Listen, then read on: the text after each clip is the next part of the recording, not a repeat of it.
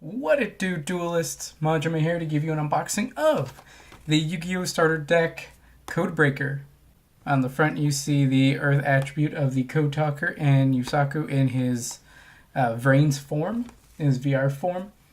And then on the side we see some pretty simple stuff. Play Duel Links. On the other side, play Duel Links. And then on the back, decode their strategy. Starter deck Codebreaker introduces the basics of dueling with cards that are strong and easy to understand. New duelists can learn the basics of Link summoning using Code Talker Link monsters. Then use the starter deck as a base to build their own unique deck by collecting more Cyberse monsters and Code Talker Link monsters. This starter deck includes 40 common cards, 2 ultra rare cards, 3 super rare cards, 1 beginner's guide, and 1 mat with extra monster zones.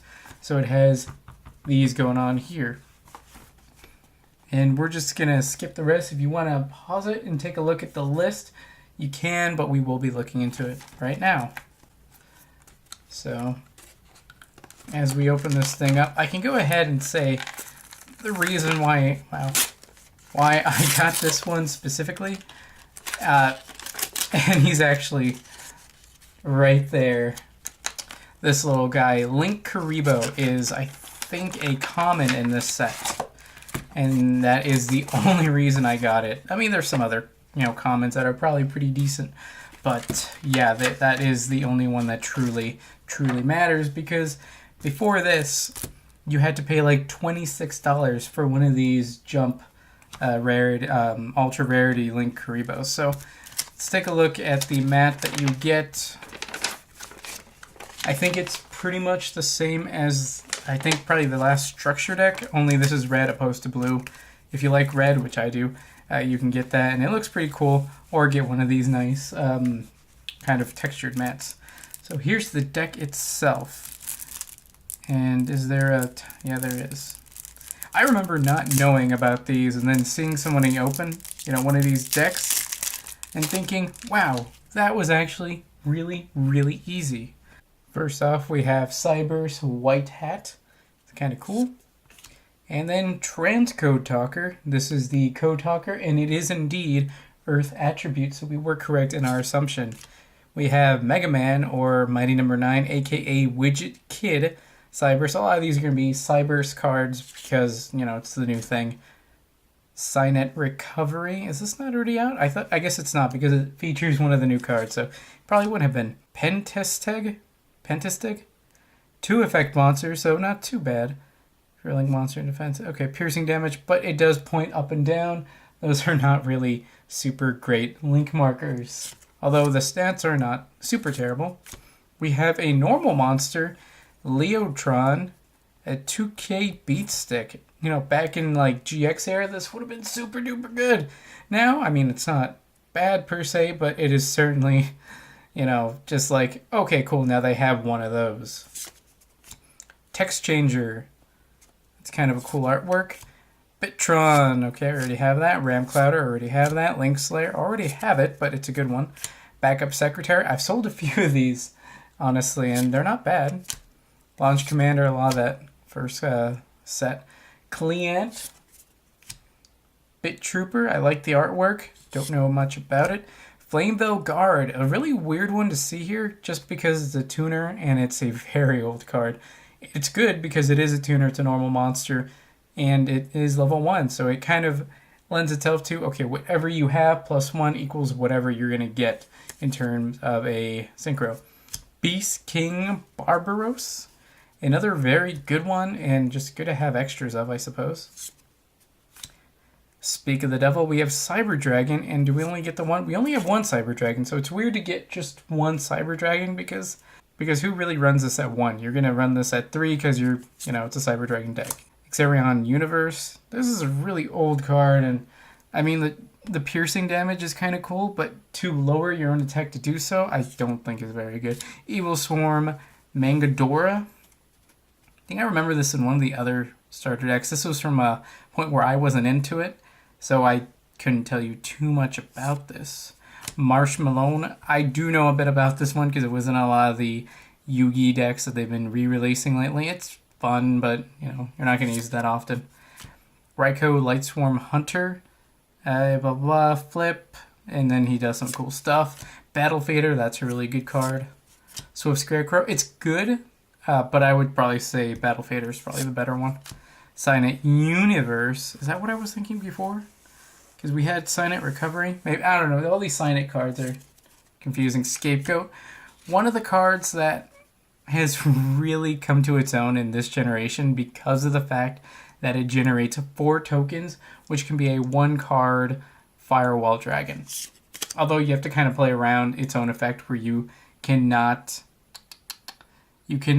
summon monsters on the turn that you activate this. You activate this at the end of your opponent's turn, technically not your turn, go into your turn and then, you know, give them up. Monster Reborn, now that it's legal again, we can now run this. So you can only run one, this is all you need. Dark Hole, another good card. Raigeki would have been better, but let's face it, that's never going to happen. MST, it does not negate, but this is an old card, and there are cases where you would run this over like Twin Twisters, in cases like you don't want to, you know, take up the hand advantage, or you're poor and you can't afford it, so this is what you want to get. Book of Moon, that's another old one that I never thought I'd have. United We Stand, it's a good card, whatever. Card Trader, never had it, love the artwork because I saw it a lot in Duel Links. Burden of the Mighty, another one that I have a view of, it's cool.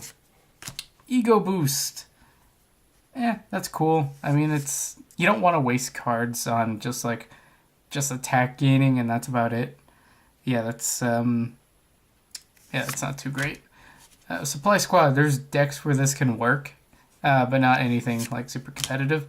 Signet Regression, don't know anything about the Signet cards, so. Shadow Spell, wow, I remember when this was kind of cool, and now it's like, I mean, it's there. Call of the Haunted, it's still decent. It's kind of slow, you know, because it's trapped, but you can run it at 3 opposed to Monster Reborn's 1, previously 0, so this one will have to do in a lot of cases. Mirror Force, the vanilla of the Mirror Forces. Still not terrible, but there's definitely ones that do more. And just like before, there are cards and instances where you would run this over another one, though I think you probably would run the other ones more so. Torrential Tribute, a really good card. Good to have copies. Speaking of which, Bottomless Trap Hole, another one to have copies of because it's so good. Zero Gravity, one I don't think I had before, or if I did, I didn't care. And I mean, if you want an out to Chaos Max Dragon, this is it, technically. Well, I mean, you can use this, switch it to defense mode, and then run over it with anything. Compulsory. Old card, this used to be super, super good. It's not terrible now, but it definitely has seen its better days. Decode Talker. Seeing this as a common just kind of hurts, but no, yeah, this is a good card to have, especially if you don't already have it. And of course, this is a starter deck. This isn't meant for someone who necessarily has played a lot. In fact, it's a starter deck. It's meant to get you started. So this is a good one to do so with. Link Spider, another very basic one, and this does have some normal monsters in this deck, so it does play into that. And then, wow, they would put it at the very, very end. We have Linkuriboh. See the two right there? And no, yeah, this is a really good card, and it was really hard to get a hold of before. And I think even now, it's still like a I think it's like a $6 or $7 card. So technically, if you need to get some of the other cards that are in this set, I would just say buy another one of these starter decks, because, I mean, you buy this by itself, that's like, what, $6, $7, and then, what, $4 more for the rest of these cards. I'd rather spend like $10 on 40 cards than $6 on one. I'm probably going to end up getting one more just to complete my Linkuriboh set rather than just buy the one common card. I don't want to spend like more than like $2 or something on one common. That just seems insane. Well guys, this has been my unboxing of the Yu-Gi-Oh! Starter Deck Codebreaker.